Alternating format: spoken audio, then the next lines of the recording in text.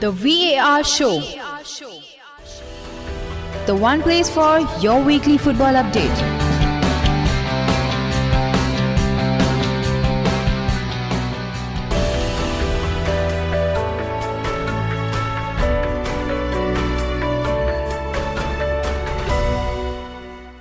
Hello everyone, welcome back to the VR show. So today I have Bittu Mohammed with me, and together we are going to answer some more questions from our viewers. So let's get straight into the questions. The first question is from Samim Akram Khan. Okay, he's asking, is Bruno Fernandes going to be better than Kevin De Bruyne? Okay. What do you think? No, I don't think so. Okay. De Bruyne is some different kind of level. He is a different monster. It takes a lot to reach that kind of level. Okay. And Bruno Fernandes, I've seen his game. He's quite good, I would say, in the whatever they have, Portuguese Premier League, they call it. Yeah. Okay. And then he's been very good. Yes. He shoots from outside the box. He makes very good passes also. But then he loses the ball also quite a lot. Okay, that mistake De Bruyne doesn't happen a lot with him. Okay, it doesn't, according to me, it doesn't have the vision like De Bruyne has. Okay, De Bruyne is different for me, at least, at least the top 3 best players in the Premier League. Okay, to reach that kind of level, it takes him at least 2 years of continuous, consistent performance.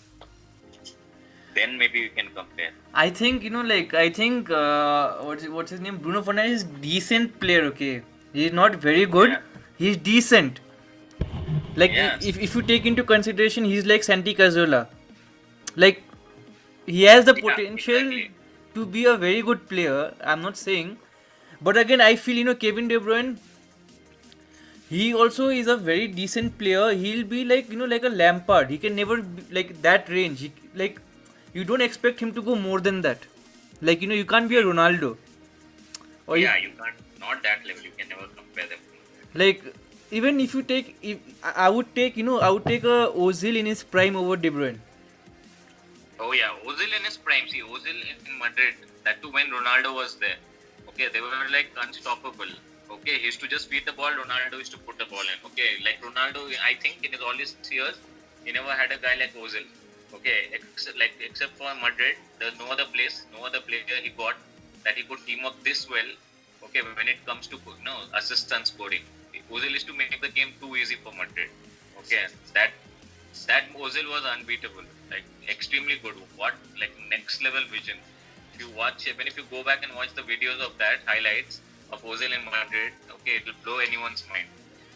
No, I really feel like Ozil, he can still be that player because he never relied on his pace. It was never like Ozil was a physical player. It was always tactical. He would see, Yes. like if you put him in maybe City, he might perform even better than De Bruyne. De Bruyne has 16 assists, but Yeah. I think easily Ozil would outperform him if he was there. And I feel, okay, in my opinion, I feel a very, Ozil has a record of how many assists, right? 18 yeah, or 19 assists. yeah. So imagine Ozil in an underperforming average Arsenal side giving that many assists. Okay, what he could do in a top-notch team. Okay, a team totally in form, the damage he can do to that team. I feel, like the player whom you can actually correlate with Kevin De Bruyne a lot is Angel Di Maria. He's very similar type of player. Like if you see, like if you play, like Di Maria did not perform well. I mean, of course you have to perform well also. Like he didn't perform well in United. I mean, he performed well, but overall the team was not performing. So they said he's not performing well. So Yeah, they, he was just like he was a good player at the wrong club at the wrong yeah. time. So similarly, KDB is doing very good, okay, but I feel many a times, like the way people say that, my God, KDB, what a player! We have one of the best players we have ever seen. No, that is not true. He's a very good player. I will not deny that. But like he would not be in the top 10 best players or even top 15 best players in the Premier League ever. Okay. No, because like if you take someone like Luis Suarez, he was a much more Yeah. complete player. Like, okay, you get like KDB is a midfielder, you can't compare, you can say that, but end of the day, we have come to a position, okay, in football where if you don't score, you don't get the limelight. I mean, you have to score as a midfielder. Yeah. Only people who are allowed not to score is defenders to some extent. Only the centre backs and the keeper, if they don't score, you will say okay, fine. Or else even fullbacks, at least they will expect you to have 10 to 12 assists a season. So Okay. And centre backs also expected to score from the Yeah. set pieces. Yeah. They count on them. So I mean, Kevin De Bruyne is not bad. He has, I think, around 8 goals. It is not bad, but even a Pogba who has been a flop had around 10 goals last season. Yeah. I would even go to the extent of saying that if someone like Pogba is performing up to his optimum level, he's better than Kevin De Bruyne. Like Pogba has that potential. Where do you see Pogba going? No, Pogba, his career is over. I am saying his career is over. I had the same exact analogy. No, Okay, one season if finished, you are totally out of the fray. no, it's not because it's that because he has been stuck in this tug of war where United won't leave him go and let him go, and And for a less, yeah, and I can't see him going to any other team right now. He can't go to what's his he name? could have had a very he could have played this season and given his 100%, okay, to the best of his possibility, okay, and then the price tag, what Man U would have asked for him, some club might find it justified, okay, but then one season is totally vanished. His market value has been totally wiped out. No one will want to pay anything more than, I don't know, anyone paying even 50 million for him right now will sound like, okay, it sounds a little crazy. No, but Because then you would get season is back. better players. Right? One season, like as of now, you see the extent. They are saying that we will sell Pogba. United, we'll sell Yeah. Pogba and build our team around Bruno Fernandes. He just had Yeah. 5 months or not even 2 months in Premier League. They are ready to kick out Yeah. Pogba and build a team around Fernandes. And suddenly they have realized that they have got a Paul Scholes or something kind of player. He's just played 2 months of Premier League. Okay, and Premier League is you have to be consistent all the year round, otherwise people forget you. Even Di Maria, he scored or assisted in his top first 7 or 8 games continuously. Yeah, he And- scored free kick. And he scored an amazing goal against Leicester City. He lobbed Kasper Schmeichel and Yeah, scored yeah. They lost that game 4-3. 5-3. Yeah, 5-3. Yeah. So it's like people see United fans are getting very excited, okay, for no reason. I mean, it's good that that they are what you call doing good and everything, and Bruno Fernandes is performing. But I think it's just the starting period, and they have gone on to the extent they are saying that he's better than KDB, like the person who asked that question. That is very shameful to even ask. KDB has been performing so well for last 2-3 seasons. You can't ask that. Man U have had so many below average performance for the last, I think, 2 seasons from all players. So they are seeing one player at least perform average or better than average. So they are saying that now this is the best they can have. Okay, that is in Bruno Fernandes. Now they are comparing him with whomever possible. Now best what to do, compare him with the best with your rivals. Compare him with Liverpool players, compare him with Manchester City players. So they have nothing else. That is the last there's grasping straws. So that's what mostly it ends up being. And I even think that if Bruno Fernandes really performs well, he'll be leaving United in 1-2 seasons. If he performs extremely well. Now every player wants to be in a team which is consistently playing Champions League every year. That is a must. Okay. Only then you're counted even counted among the best players. So if he is really that good, he will definitely be bought. Okay. And if he is that good, how they say he's soon landing his ass in either Juventus or Madrid. Okay, let's forget Bruno Fernandes. Let's move on to our next question. Okay, this is very weirdly grammatically formed sentence, but I'll try to make some sense of it. So it was from Nicolas Torres. Okay, shouldn't Barcelona try to get Kante before Real Madrid does, like they did with Malcolm before he went to Roma? So basically, that person is trying to say should what you call Barcelona should stockpile talents. But Yeah. okay, my question is: should Barcelona sign? I'll rephrase that and make it my own question. Should Barcelona sign Kante because Sergio Busquets is getting old, and would he fit into the system? Yeah. So, according to me, he would not. He would be better suited at Madrid, but then Madrid already have Casemiro in that position. That is one. Okay. Now in Barca, if he comes, I don't know what exact position they are not. I don't know used to playing. They have Busquets as a CDM, but he's not more of a CDM. He's more like a guy who transitions between the back line and the forward, like in a midfield or advanced midfield. He's more like a guy who transitions from that. Okay, Kante is completely a ball-winning midfielder. He's not a transitional kind of player. So I don't know what they'll make of him even if they buy him. Okay, if they buy him, how they're going to use him, I have no idea. I have one very what do you call? I thought of a way they could use him, and I thought they would perform extremely well.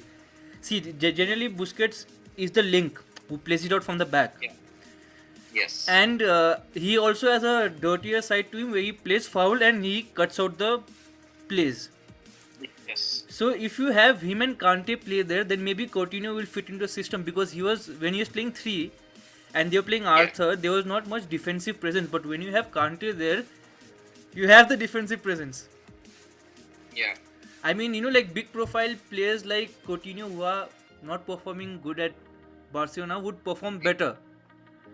Yeah. See, Barca don't have any. See, there have been last 2 seasons, last 3 seasons, in fact, they have not been able to see one thing clearly. That the only reason they're losing out is how bad they have been performing, in the center midfield and at the back. Okay, people are penetrating through very easily. Okay, you have one guy on the left, Jordi Alba. When he runs in front, he's totally in front, and it takes and he leaves the full back space empty. Okay, Liverpool exploited it so nicely last season. Okay, they have a right back, Sergio Roberto. He's not a rational right back. He was a midfielder. Okay, it's high time they realized they don't need to buy. They did not need to buy Griezmann. Okay, they needed to improve their back line. Now, if you're playing Busquets and Kante, okay, it will be a big cover, a big wall, you could say, very hard to pass through. Okay, to the defense. So it will become tougher. Yeah, it will become a hell lot tougher for any team to penetrate through the midfield. I think Kante alone would give that. At least for the present, they could still use Sergio Roberto at the right hand. If you put Kante in the midfield, it could cover up a lot of your deficiencies. And he is that type of player that you don't have to play him CDM. You can play him box to box midfielder since Sarri has come in, but same to play more defensive. He is not. Now that is all. Barca have to adapt that. I don't know if they'll want to adapt or not. Barcelona in a big turmoil, what do you call? The board of directors stepped down, and what all is happening there? It's Full season rumors of Messi leaving. No, but now it's very serious. I heard that. I'm not sure. I shared a link the other day. Key figures in Barcelona board have stepped down, and Bartomeu is under extreme pressure to resign or something. I'm not sure what. Yeah. So, and plus Messi is being targeted. I don't know if that is true. He's been targeted a lot of times. So I think since Newcastle United are being bought by the Saudi people apparently, so it will not be a surprise if they put in a cheeky bid for Messi, Yes, you can. Why not? It's worth a shot. You never know. And you can always shoot in the dark. How City put in for Kaka when they had come in. Yeah. And apparently these Saudi Arabian people are 20 times or 100 times richer than the City groups. So the Saudi, what it is, it's basically they have this something called investment fund. Okay. So a lot of money from Aramco, their oil company, okay, businesses from the royal family, the money, you could say, it's piled up there. Okay, so what they do with that money is basically they buy businesses across the world. Okay, maybe in different countries they'll buy potential businesses and everything. They use that fund only for that, to generate more money for the country.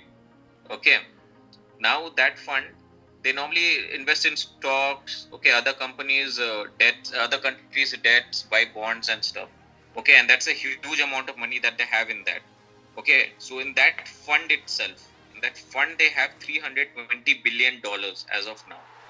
Okay, so that's 320 billions just to spend. So if I'm talking about the owners of Man City, and if I say his 20 billion, that's his value. 20 billion dollars is his value. So 20 billion dollars is entire property, all his assets, everything value for 20 billion. 20 billion. You won't be spending 20 billion for Man City, but 320 billion, that is entirely for spending. So you can imagine how big amount is that. No, but then wasn't he the same person being linked with the murder of the news reporter a few years back? They are always involved in shady shit. And they wanted Okay, to that buy is that. United also. I remember like the Glazers had gone on to Saudi Arabia and there was a big clash, like Yeah. that they're trying So to. whoever manages to sell their club to the Saudi fund, they'll receive more price than what their club is valued. They can easily negotiate because there's a lot of room to negotiate. And plus, Mike Ashley is someone who will look into finances more than the. Definitely.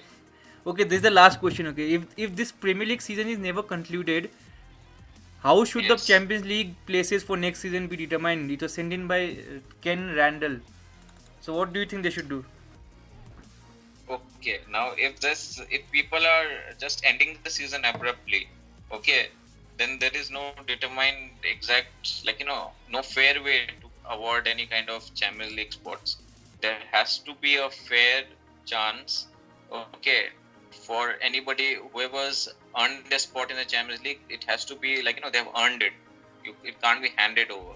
So there has to be some kind of mini competition or something, as mini league, more less matches or something. They have to come up with something or the other. Even a cup, okay, anyone, okay, it cannot be awarded. That is simple. It can't be just given on the people who were while at this point of the league, whoever in the top four, they will be getting it. It cannot be like that. It will be too unfair. People will lose their mind. Even Wolves can claim a stake, saying that even we had a clear chance to qualify. Okay, if the league at the what rate we are going, and people the way they were dropping points in third and fourth position, we could have easily made it to fourth. Even Wolves can claim. Okay, so they have to have a fair chance. That the only way to have a fair chance is either resume the league, or you have to have some alternate competition. Simple as that. But then, how will you have that? Like if you're having alternate competition, then you would as well as have finished the league, right? Yeah, so if personally you ask me, they have to find some way to finish this league. Okay, there's a lot of money involved. Okay, of too many companies who have involved, invested in the sponsorship deal. A lot of contracts on stake. Okay, a lot of contract extensions on stake. A lot of transfers at stake. Even the Premier League title itself on stake. Okay, it's not a league that started yesterday. It's a 100-year-old league. Okay, no one will want to see it getting disrupted. So I would personally, if it were up to me, I would have seen this COVID-19 situation out firstly. Okay, ask FIFA to reconfigure all the schedules of everything and resume the league. I would say that is the best thing to do. See, there are talks view. of one thing also. People are complaining that what if the league goes on till October? The pandemic goes on till October. What do you do? So I had a very good idea. Like, what if you say if you can't finish a league by September, October, you say the teams that you have a free period, like your off season till December, and we start the league from January. Yeah. So you wipe out the next season because it has not been played. That is much more a viable option, right? Yeah. You don't have the 2020 and 2021 season. In a way, see, the next season, the starting point when all seasons start in August or something, August or early September, that is already disrupted. Okay, that's already you can count it out. If they are going to start the new season, they have to push it back by a lot of months. So might as well complete the season. Okay, and have something else instead there. So in the last podcast, I think I had suggested something to you about this, or the same thing. So when if they can complete the season and they can have a transition phase as soon as the season is over and start with next season after that directly. Yeah, that's also there, but yeah, of course that's. But what do you think? Like, if worst case, if they cannot complete the season, then what they should do? Like, should they scrap out the next season Champions League, or what is it? See, if they cannot complete the season, okay, skip the Champions League. No, skipping the Champions League would be, you could say, very fatal to too many clubs, money-wise. Yeah, you'll have to suggest some alternate competition. I don't know what kind of format it will be. No, because Okay. see, in around 20 years down the line, this will be in the history chapters. Like, what happened? Yeah, So it's like you are speaking during World Wars. Like, during World Wars, usually you would have the league stopped, and Yeah. generally you would not have the leagues for around 2-3 seasons. So it's not a new thing. Yes. It's just a new thing for us. Okay. So actually, okay, Srijan suggested something that, see, we still don't know if this disease, okay, might turn out to be like common flu, like, yearly occurrence, because there are a lot of people who had earlier been given free clean sheet, okay, that they have recovered. Again, they are showing symptoms. No, it's like recurring. So it seems like the patient is recovering, but after 2-3 weeks, again they're showing the same symptoms. Okay, so you never know how the disease is also going to end up. That's one conclusion. So if it's become a rotational thing, that the disease will keep recurring, okay, then every year we can't go into lockdown. That is one. So you will have to wait till if the situation settles, they have a vaccine in hand. Okay, I say this to everybody. Okay, until you don't have a vaccine in hand for this disease, okay, you cannot like say anything for the future. Nothing. Okay, at one moment it looks like, okay, the number of cases are going down, and fine, we might get better. Okay, we might by this point of the year we'll all start working, but we still don't know when that point is going to come. If the disease is going to be recurring, then we are in an endless kind of lockdown circle. Okay, we'll keep coming in lockdown some of the other point of the year, the coming years.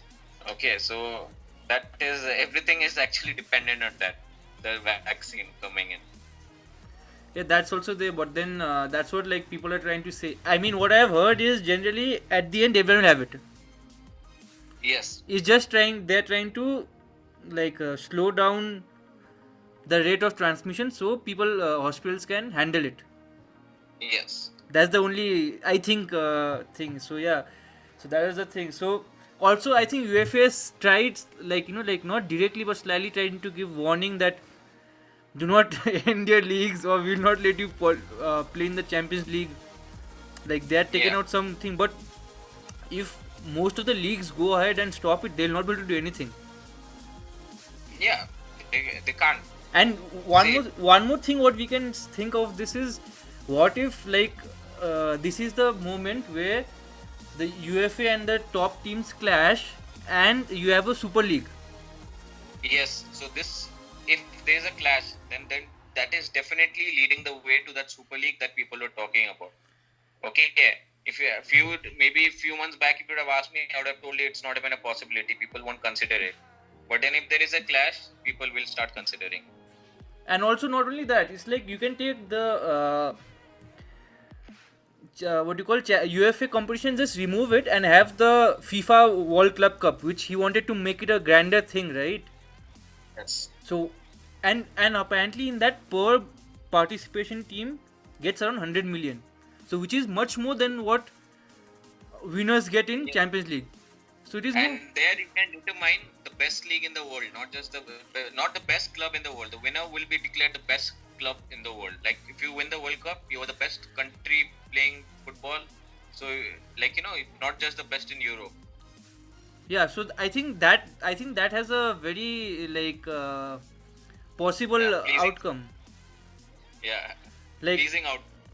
I mean, still that will be like it would be unfair, because like the teams from Asia and Brazil, they cannot financially match. Yes. The only I think the if that happens, quarterfinal onwards, I think you will barely like what you have right now. In quarterfinals Yeah. of Champions League, you have barely one team which is not from the top four leagues in the world, in Europe. Yeah. So again, if you have a FIFA Club World Cup where you have all the grand teams of all the different continents, you will only have maybe one Asian or one African or one South American in the last eight. Yeah. So what it can see, if that is a possibility, if that is a thing that might happen, okay, the FIFA Club World Cup, okay, becoming the bigger thing, okay. So one suggestion from personally I can give is what happened in Formula One, okay. So from next season, 2021, what they have started putting regulations. So every year you could see only Ferrari or Mercedes winning the title or Red Bull because they have the money. If their R&D is they invest anywhere between 400 to 500 million dollars. The teams that are in the bottom of the league, okay, they invest anything roughly 100 million. So a 400% difference there is, okay, in the budgets. So from next year, what they did is they have put a cap that every team can maximum spend this much on R&D. Okay, so that will plateau the difference between the first team and the last team by a big margin. So if they can start this tournament, they will have to start putting in regulations and start putting a cap as to how much a team can spend on, like, transfers, and that includes managers. But they Okay. already have, right? FFP. Yeah, they have FFP. So FFP is they compare your revenue and the spending. So there's still a comparison. There's still no cap on it. Okay. So they can put a cap on how much you can spend. So every team, if they are earning by participating in the first season, is going to be unfair. First few seasons will be unfair. Okay, with bigger clubs competing against smaller clubs. But then at a certain point, if you can keep a cap that your team can spend this much, and every team that is participating is getting a huge amount of money. Okay. And then you put a cap, okay, that every team can spend 150 million, maybe for example, okay, on transfers. So that 150 million is same for Madrid, that 150 million is same for a club in Brazil. Okay, and everyone is making how much of a revenue. Now it's up to you how much you want to spend within that cap. Okay. Okay, you have. So that just Yeah, so like, but then, don't you think, like, suppose you have 150 million, and because right now, European teams are already far ahead in terms of finances when you compare them to Brazilian, they would easily go ahead and buy the Brazilian players. yes, that they can. If anyone's performing, I told you the first few seasons will be unfair. If someone's performing very well in the FIFA Club World Cup, some Brazilian club, these people will just go and outright buy them. Okay, so first few seasons, it's gonna be that the bigger sharks will eat the smaller fishes. Okay, but then with seasons passing and everyone making the same revenue and spending a certain amount of money, okay, you can say in a way that you will get other bigger fishes also. Okay, now they won't be just a shark. There will be the number of big fishes will increase. Okay, there's one last question. Okay, this is by Stuart Gomes, and he says, "What is the bigger achievement, winning the English Premier League or winning the Champions League?" Okay, that is Depends on which team wins it. On your which. yes, exactly.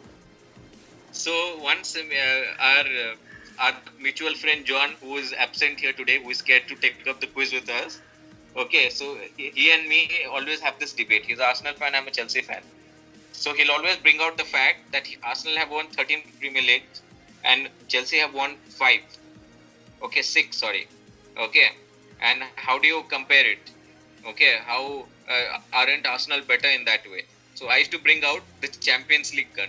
I used to tell him that we have won 1 Champions League and you've won 0. Okay, so who's achieved more? And he would be like, see, our numbers are bigger. There's 13 Premier Leagues and one of that is Invincible season. Okay, and I used to be like, okay, do you want to win 13 medals at a national level, okay, games, or you want to win 1 gold medal at the Olympics? Compare it that way. Now that analogy applies very well when I'm talking about a club like Arsenal, which has never won the Champions League. So for them, it is definitely a thing to win the Champions League. So it's a bigger issue for them. So the winning another Premier League is a good thing for them, but they have already won the Premier League quite a few times under Arsene Wenger. Okay, but for them, it's more important to win the Champions League. For some teams, it's more important. For Liverpool right now, it's more important to win the Premier League. They will any day now at the moment prefer to win the Premier League over the Champions League, because they won the Champions League last year. So, but I would go on to say that if you win a, like, if you give me the choice, I would win a Invincible Premier League than a Champions League. Yeah, possible. It's No. up to. No, I genuinely feel like any team other than Arsenal would take that, because you can win a Champions Yes. League every year. Exactly. Okay, so I told you. Now, if I say the Arsenal fans, okay, so for them, they have won the Invincible Trophy. Okay, so for them, desperately they require the Champions League. Okay, another Premier League thing won't matter that much. For other clubs, winning an Invincible season is priceless. Liverpool, they won the Champions League last season. This year, if they would have won the Invincible season, okay, that would have meant the most, more than even if they would have won the Champions League this year and the Premier League are Invincible. Okay, they would have given more, like, importance to the Premier League, because they want that one, a feat that everyone can't achieve. Okay, winning the Invincible season. Champions League, every year somebody wins it, but Invincible season is something that you can't, like, comes once in your lifetime or something. Yeah, that's also there.